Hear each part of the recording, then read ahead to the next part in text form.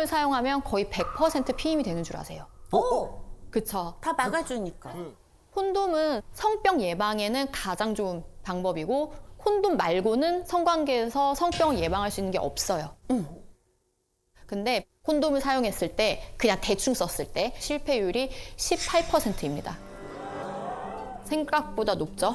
그리고 타이트하게 진짜 되게 열심히 썼어. 찢어진 건 없는지 막 이렇게 확인을 하고 썼는데도 실패하는 확률이 2%예요. 나 콘돔 했으니까 절대 임신 안 돼. 이게 아니거든요.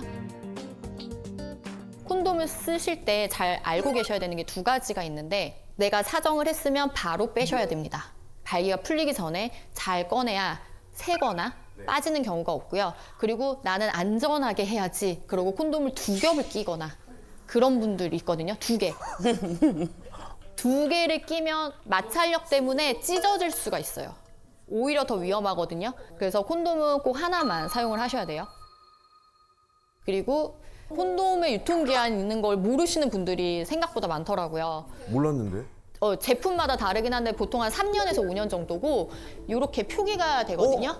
이거를 확인을 하시고 사용을 하시고 이 날짜가 지났으면 버려야 돼요. 그런 경우는 정말 찢어질 수 있어요. 아, 삭는구나. 그쵸.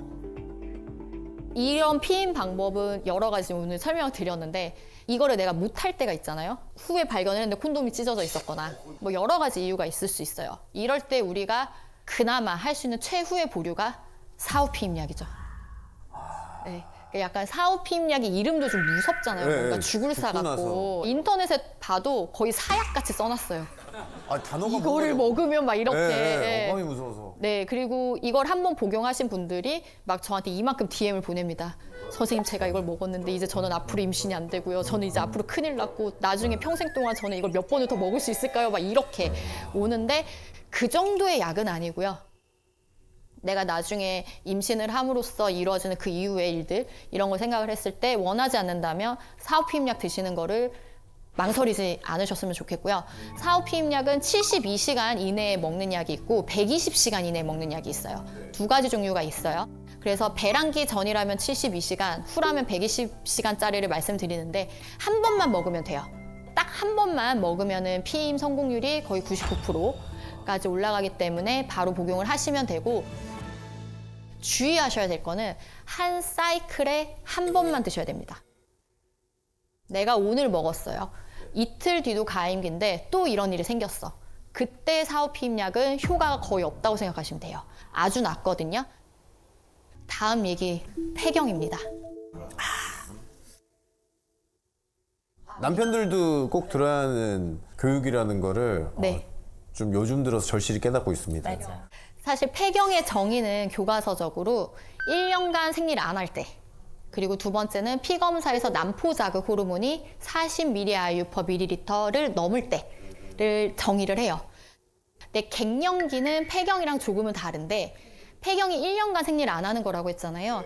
바로 그러기 전에 생리를 왔다 갔다 하는 기간이 있어요. 그러니까 호르몬이 들쑥날쑥 하는 거죠. 이걸 폐경 이행기라고 하고 이때 나타나는 증상들을 갱년기. 그래서 우리 흔히 아는 갱년기 증상, 열 오르고 막 등에 막 땀나고 그리고 손발 저리고 예민해지고 짜증나고 우울하고 잠 안 오고 이게 바로 갱년기 증상이고 사람마다 달라요.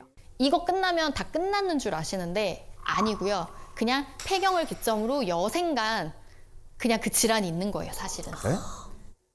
그래서 급성, 중기, 만성 증상이 있다고 생각하셔야 돼요. 그럼 폐경이 되면 그때부터 슬슬 병이 시작되는 거예요? 그쵸. 죽을 때까지요? 그렇죠. 그러니까 갱년기, 이 폐경 자체가 노화를 촉진하는 인자 중에 하나인 셈이에요. 그래서 갱년기가 되면, 폐경이 되면은 뼈가 약해지고요. 근육도 빠지고요. 지방이 붙어요. 그리고 인지기능 떨어지고요. 심혈관계 질환, 위험도가 올라가고요. 그리고 외음부 위축이 오고요. 요실금이나 방광 관련된 질환이 늘어나게 됩니다. 그래서 여러 가지 문제들이 다 생겨요. 이게 사실은 다 갱년기 증상이에요. 근데 어머니들이 나이 들면 그냥 의례적으로 그렇게 되는 거 아니야? 라고 생각하신 경우가 많아요. 근데 이것도 잘 관리를 하면 이 내리막길이 이렇게 떨어지는 게 서서히 떨어지게 만들 수가 있는 거죠. 처음에 급성기 증상은 바로 왔을 때 환자분들이 힘드니까 와요. 그래서 이런 분들은 오히려 약을 먹는 분들이 많은데 이 증상이 없었던 분들은 자기가 갱년기인지 폐경인지도 잘 모르고 그냥 계속 지내시거든요. 그래서 사실은 저는 증상이 없어도 내가 생리가 끊기면 병원에 가서 약을 드시는 거를 추천을 드려요. 근데 그게 사실 호르몬제 약이 뭐 부작용이 있다. 맞아요. 그거 처방받아서 먹으면 유방암에 잘 걸린다. 막 이런 얘기가 좀 많았어가지고. 맞아요. 이걸 먹어야 되는 건가 안 먹어야 되는 건가 이렇게 고민하시는 분들 진짜 많으시거든요. 맞아요. 그리고 또 병원에 오시는 분들도 제가 먹으라고 하면은 선생님 그거 몸에 안 좋은데 그거 먹으면 어떡해요 이렇게 말씀하시는 분들이 있거든요. 정확하게 말씀을 드릴게요. 단점 아까 제가 쭉 열거해드렸죠. 네. 이게 다 좋아져요. 폐경 호르몬제를 먹으면. 딱 하나 위험이 올라가는 게 유방암이에요. 아. 이 유방암도 먹는 사람이 다 올라가는 게 아니라 복약을 하고 약 7년 뒤부터 올라가요. 이 기간 동안에는 올라가지 않습니다. 대한산부인과학회, 대한폐경학회, 전 세계적인 산부인과 학회에서 나온 결론입니다. 담배 피는 사람 폐암 걸리는 그런 확률과 비교도 안 될 정도로 낮아요. 그러고 나서 7년 뒤부터는 어떻게 하면 되느냐? 올리지 않는 폐경 호르몬제로 바꾸시면 됩니다. 아. 폐경 호르몬제 중에 유방암 위험도를 전혀 올리지 않는 약이 이제 나왔어요. 그럼 처음부터 먹으면 비급여입니다. 비싸요. 7년 후부터 먹어야 되겠네. 그럼 앞에 그냥 처음부터 편하게 비급여인데라고 얘기를 요즘에 젊으신 분들도 조기 폐경 얘기도 많이 네네. 있잖아요. 네. 언제가 조기 폐경으로 봐요? 조기 폐경은 정확하게 조기 난소부전이라고 하는데 난소가 기능을 못 하는 거고요. 그러니까 39살에 내가 생리가 끊겼다? 네. 그러면 그 조기 난소부전이에요. 근데 41살은 네. 아니에요. 아. 그냥 폐경입니다. 그러면 원래 40부터 폐경이 와요? 정확한 폐경의 평균 나이는 51세. 그래서 보통 45세에서 55세가 가장 많습니다. 그래서 41살에 폐경이 됐다고 야, 걔 조기 폐경 됐대가 아니고요. 그냥 폐경. 그냥 폐경이네. 30대 때 폐경이 조기 폐경. 네, 그렇습니다. 옛날에는 폐경 전에 돌아가셨어요. 그랬잖아요. 환갑잔치 했잖아요, 우리가. 맞아요. 그 폐경이 되고 사는 시간이 한 10년, 20년밖에 안 됐어요. 근데 이제 50년 살아야 돼요. 맞아요. 그렇기 때문에 폐경을 얼마나 잘 준비하고 잘 보내는지가 여생에 너무너무 중요한 이슈가 됐거든요. 보면은 이게 이제 신체적인 것도 물론 중요하기는 하지만 우울감들이 굉장히 많으시더라고요. 맞아요. 사실은 갱년기 이제 폐경이 오면 딱 무슨 생각이 드냐면 이제 나 여자로서 끝났구나. 이런 생각 때문에 이제 지나간 나의 세월이 주마등처럼 지나가면서 허무해지고 내가 갑자기 더 늙어 보이고 이런 것 때문에 우울해지거든요. 그래서 이때 진짜 중요한 거는 가족들의 서포트라고 저는 생각해요. 특히 남편 그리고 자녀들이 옆에서 되게 좋은 얘기를 많이 해주고 만약에 운동을 그 전에 안 하셨던 분이라면 저는 진짜 운동하는 걸 꼭 추천드리고 싶어요. 사실 이렇게 살이 이렇게 찌면 몸이 축축 처지게 돼요. 가끔 폐경 호르몬제 먹었더니 제가 살이 찌기 시작했어요 라고 말씀하시는데 호르몬제 때문이 아니라 그냥 폐경이 돼서 살이 찌는 거거든요. 안 먹었어도 쪘을 거예요. 그래서 운동을 무조건 하셔서 지방을 줄이고 근육량을 늘려라. 근데 이런 거에 재미를 붙이거나 혹은 내가 평소에 하고 싶었던 취미 생활을 한다던가 하는 나 자신을 찾는 노력 이제 50년 살아야 돼요. 더 반 산 거예요.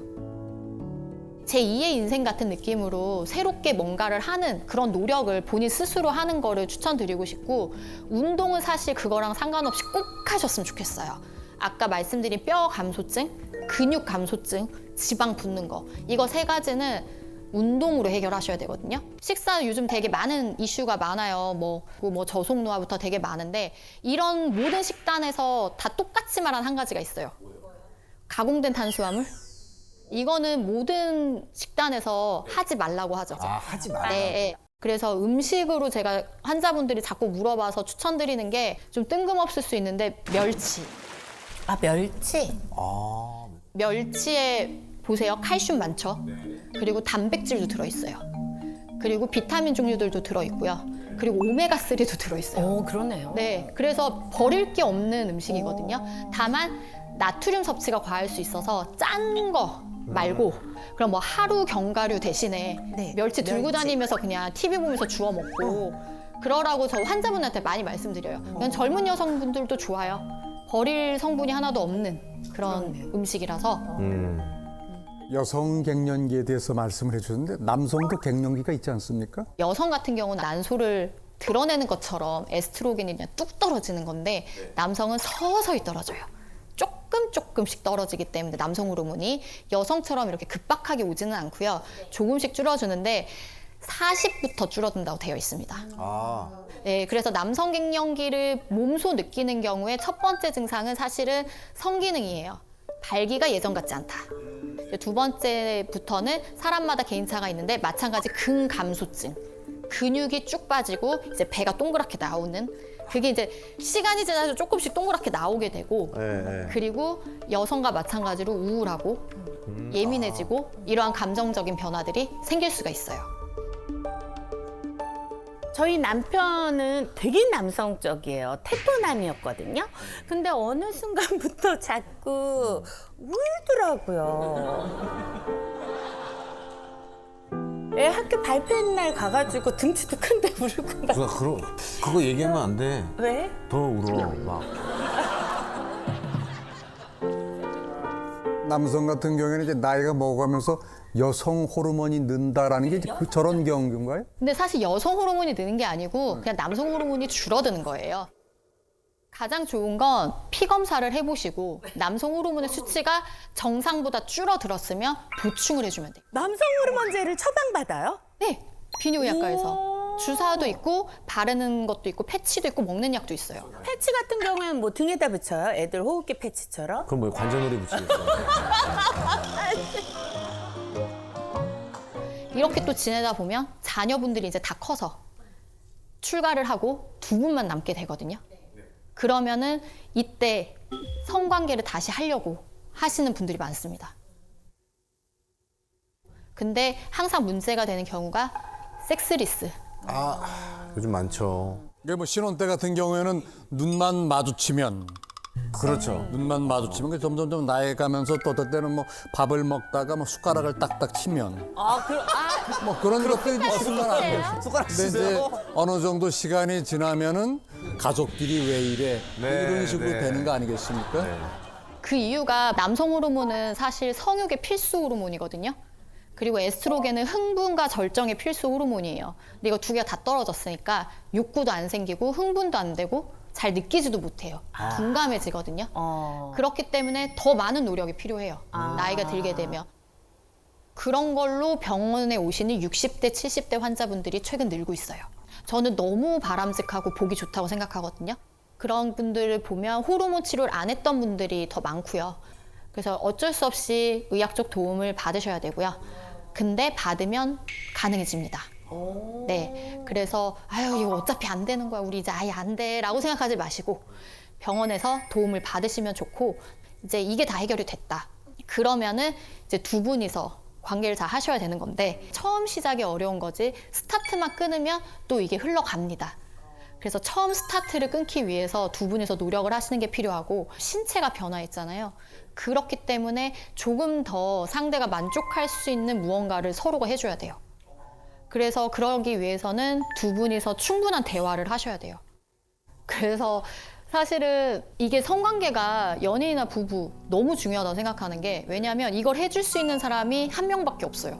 뭐 밥은 다른 사람이랑도 먹을 수 있고 영화도 다른 사람이랑 보러 갈 수 있지만 이거는 내 남편, 내 아내밖에 못 해주는 거기 때문에 둘만 서로 해줄 수 있는 거기 때문에 저는 가장 배려가 필요한 행위이지 않나라고 생각을 해요. 나만 생각할 것이 아니라 상대를 무조건 배려해주고 생각해줘야 되는 게 성관계다라고 생각을 하고 서로에 대한 니즈나 충족 이거를 꼭 해줘야 되지 않나라고 생각을 해요. 이런 각 연령에 맞는 이러한 것들을 잘 듣고 도움이 되셨으면 좋겠고요. 잘못된 정보가 있으면 고쳐주시고 모두 예쁜 사랑 하시길 바라겠습니다.